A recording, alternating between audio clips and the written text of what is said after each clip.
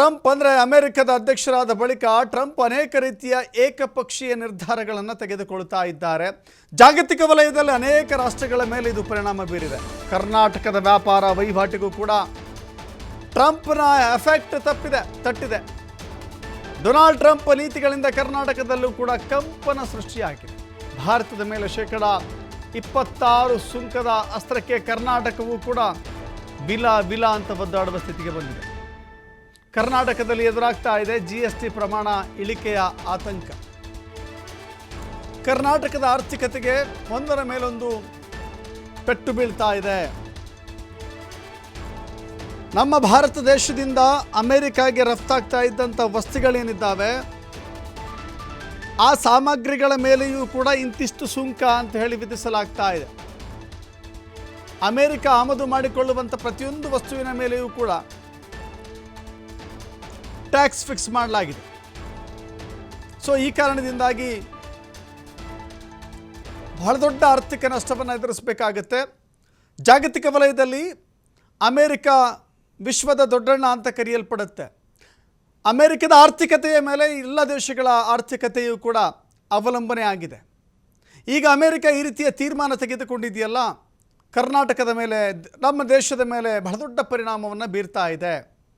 ನಾವು ಇಲ್ಲಿಂದ ರಫ್ತು ಮಾಡುವಂಥ ಸಾಮಗ್ರಿಗಳ ಮೇಲೂ ಕೂಡ ಟ್ಯಾಕ್ಸ್ ವಿಧಿಸಿದರೆ ಇಂತಿಷ್ಟು ಪರ್ಸೆಂಟ್ ಅಂತೇಳಿ 26%. ಈ ಟ್ಯಾಕ್ಸ್ನಿಂದಾಗಿ ನಮ್ಮ ಪದಾರ್ಥಗಳಿಗೆ ಟ್ಯಾಕ್ಸ್ ಬೀಳುತ್ತೆ. ನಾವು ಅಲ್ಲಿಂದ ಆಮದು ಮಾಡಿಕೊಳ್ಳುವಂಥ ವಸ್ತುಗಳಿಗೂ ಕೂಡ ಟ್ಯಾಕ್ಸ್ ಕಟ್ಟಬೇಕಾಗತ್ತೆ. ಸೊ ಹೀಗಾಗಿ ರಫ್ತು ಮಾಡುವ ಮತ್ತು ಆಮದು ಮಾಡಿಕೊಳ್ಳುವಂಥ ವಸ್ತುಗಳ ಮೇಲೆ ಟ್ಯಾಕ್ಸ್ ಕಟ್ಟಿದರೆ ರಾಜ್ಯಕ್ಕೆ, ದೇಶಕ್ಕೆ ಬಹಳ ದೊಡ್ಡ ನಷ್ಟ ಆಗುತ್ತೆ.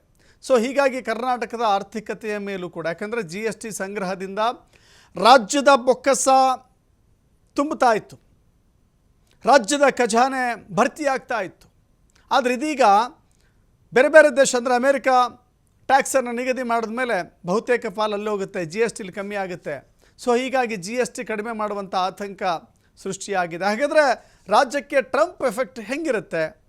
GST ಸಂಗ್ರಹದಲ್ಲಿ ಮಹಾರಾಷ್ಟ್ರದ ಬಳಿಕ ರಾಜ್ಯ 2ನೇ ಸ್ಥಾನದಲ್ಲಿದೆ. ಅತಿ ಹೆಚ್ಚು ತೆರಿಗೆಯನ್ನು ಸಂಗ್ರಹ ಮಾಡುವಂಥ ರಾಜ್ಯ ನಮ್ಮದು, 2ನೇ ರಾಜ್ಯ.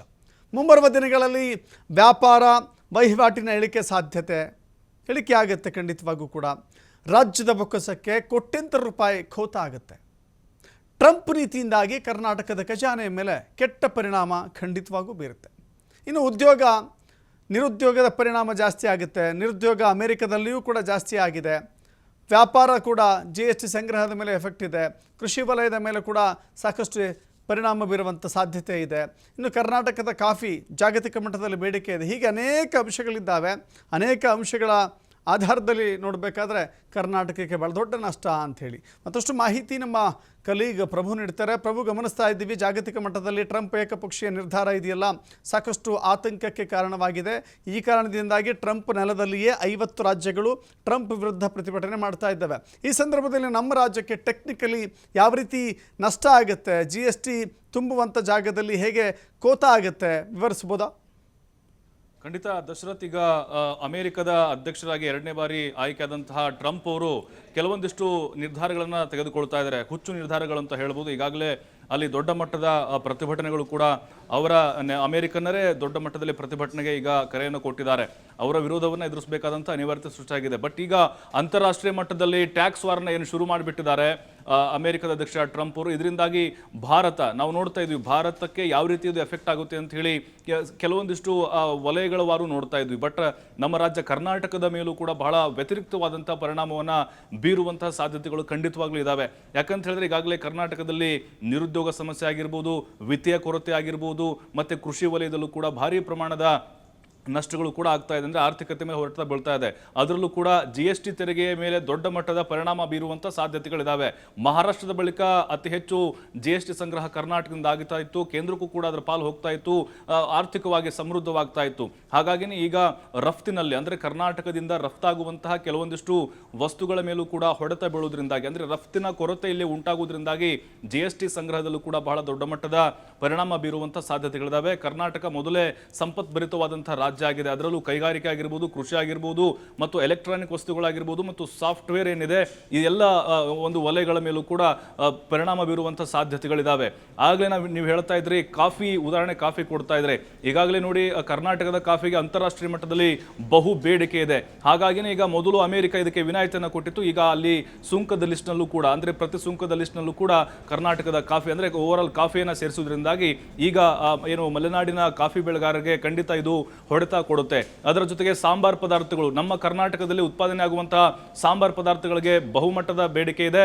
ಅಂತಾರಾಷ್ಟ್ರೀಯ ಮಟ್ಟದಲ್ಲಿ ಅಮೆರಿಕ ಕೂಡ ಹೇರಳವಾಗಿ ಅದನ್ನ ಆಮದು ಮಾಡಿಕೊಳ್ತಾ ಇತ್ತು. ಚಿಕ್ಕಮಗಳೂರು, ಹಾಸನ ಭಾಗದಲ್ಲಿ ಶುಂಠಿ ಉತ್ಪಾದನೆ ಮಾಡಲಾಗುತ್ತೆ. ಅದರ ಜೊತೆಗೆ ಕಾಳುಮೆಣಸಿನಿದೆ, ಅದಕ್ಕೂ ಕೂಡ ಈಗ ರಫ್ತು ಏನೀಗ ಆಮದು ಸುಂಕದಲ್ಲಿ ಆ ಲಿಸ್ಟ್ ಅನ್ನು ಕೂಡ ಸೇರಿಸುವುದರಿಂದಾಗಿ ಅದು ಪರಿಣಾಮ ಬೀರುವ ಸಾಧ್ಯತೆಗಳು. ಉತ್ತರ ಕರ್ನಾಟಕ ಭಾಗದಲ್ಲಿ ಬೆಳೆಯುವಂತಹ ಏನು ಮೆಣಸಿನಕಾಯಿ ಏನಿದೆ ಅದು ಕೂಡ ಬಹಳ ದೊಡ್ಡ ಮಟ್ಟದಲ್ಲಿ ರಫ್ತಾಗ್ತಾ ಇತ್ತು ಅಮೆರಿಕಾಗೆ. ಈಗ ಅದರ ಮೇಲೂ ಕೂಡ ಎಫೆಕ್ಟ್ ಬೀರುವಂತಹ ಸಾಧ್ಯತೆಗಳಿದ್ದಾವೆ. ಅದರ ಜೊತೆಗೆ ಸಾಫ್ಟ್ವೇರ್ಗೆ ಬರೋದಾದರೆ, ನಾವು ಬೆಂಗಳೂರಿನಲ್ಲಿರುವಂತಹ ಬಹುಪಾಲು ಸಾಫ್ಟ್ವೇರ್ ಕಂಪನಿಗಳು ವಿದೇಶಿ ನೆರವನ್ನು ಅವಲಂಬಿಸಿದ್ದಾವೆ, ವಿದೇಶಿ ಆದಾಯವನ್ನು ಹೊಂದಿದ್ದಾವೆ. ಅದರಲ್ಲೂ ಅಮೆರಿಕದಿಂದ ಅತಿ ಹೆಚ್ಚಿನ ಹಣ ಅಲ್ಲಿ ಸಂಗ್ರಹ ಆಗ್ತಾ ಇತ್ತು. ಅದರ ಮೇಲೂ ಕೂಡ ಖಂಡಿತ ಇದು ಹೊಡೆತ ಬೀಳುವುದು ಗ್ಯಾರಂಟಿ ಅಂತ ಹೇಳಲಾಗ್ತಾ ಇದೆ. ಅದರ ಜೊತೆಗೆ ಸ್ವಲ್ಪ ಈ ಔಷಧ ವಸ್ತುಗಳು ಮತ್ತೆ ಏನು ಜವಳಿ ಉತ್ಪನ್ನಗಳಿಗೆ ಕೊಂಚ ಮಟ್ಟಿಗೆ ರಿಲ್ಯಾಕ್ಸೇಷನ್ ಅಂತ ಹೇಳ್ಬೋದು. ಕೆಲವೊಂದಿಷ್ಟು ಇನ್ನೂ ಕೂಡ ಕ್ಲಾರಿಫೈ ಆಗ್ತಾ ಇಲ್ಲ, ಯಾಕಂದ್ರೆ ಇನ್ನೂ ಕೆಲವೊಂದಷ್ಟು ಲಿಸ್ಟ್ಗಳು ಬರಬೇಕಾಗಿದೆ. ಅದರ ಜೊತೆಗೆ ಏನು ಕರ್ನಾಟಕದ ಕೃಷಿಯ ವಲಯದ ಮೇಲೂ ಕೂಡ ಹೆಚ್ಚಿನ ಪರಿಣಾಮ ಬೀರುವಂತಹ ಸಾಧ್ಯತೆಗಳು ಕೂಡ ಅಲ್ಲಗಳೆಯುವಂತಿಲ್ಲ. ಭಾರತದಿಂದ ರಫ್ತಾಗುವ ಪ್ರಮಾಣವನ್ನು ನಾನು ಶೇಕಡಾವಾರು ನೋಡ್ತಾ ಇದ್ರೆ, ಕರ್ನಾಟಕ 20% ಅಮೆರಿಕಾಗೆ ಈಗ ಬೇರೆ ಬೇರೆ ಪದಾರ್ಥಗಳನ್ನು ಮತ್ತು ವಸ್ತುಗಳನ್ನು ರಫ್ತು ಮಾಡ್ತಾ ಇದೆ. ಅದರಲ್ಲೂ ಸರಕು ಬಂದರೆ ನಾವು 6% ದೇಶದಲ್ಲಿ ನಮ್ಮ ಕರ್ನಾಟಕದ ಕೊಡುಗೆ.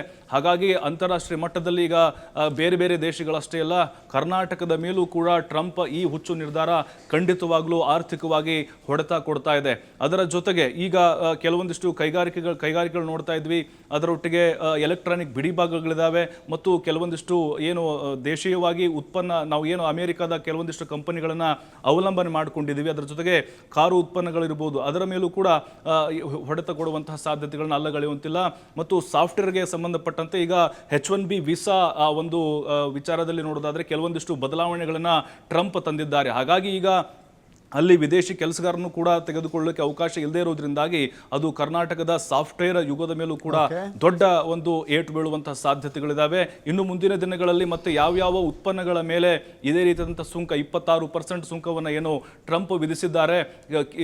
ಚೀನಾ ನೋಡ್ತಾ ಇದೀವಿ ನಾವು, ಪ್ರತಿ ಸುಂಕವನ್ನು ವಿಧಿಸಿ ತಿರುಗೇಟನ್ನು ಕೊಡ್ತಾ ಇದೆ. ಹಾಗಾಗಿ ಇದು ಕೇವಲ ಬೇರೆ ಬೇರೆ ದೇಶಗಳ ಪಾಲಿಗೆ ಅಷ್ಟೇ ಬರೆ ಎಳೆದಿಲ್ಲ, ಕರ್ನಾಟಕದ ಪಾಲಿಗೂ ಕೂಡ ಆರ್ಥಿಕ ವಲಯಕ್ಕೆ ದೊಡ್ಡ ಪೆಟ್ಟು ಕೊಟ್ಟಂತಾಗಿದೆ. ದಶರಥ್, ಥ್ಯಾಂಕ್ ಯು ಪ್ರಭು ನಿಮ್ಮೆಲ್ಲ ಮಾಹಿತಿಗೆ.